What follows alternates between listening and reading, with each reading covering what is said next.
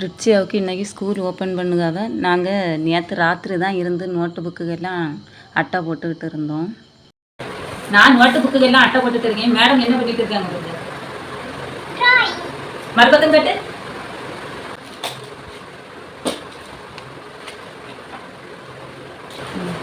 Madam 3rd இருந்து 4th போகிறாங்க. Book வாங்கி ஒரு வாரம் ஆச்சு. ரிச்சியா நல்லாவே டிராயிங் வரைவா. பாருங்கள் எப்படி இருக்குதுன்னு. சரி, ஒரு வழியாக நோட்டு புக்குகள்லாம் அட்டை போட்டு முடிஞ்சு. ஆனால் எல்லாத்துக்கும் போடலை, பாதிக்கு தான் போட்டிருக்கு. இனி பாதி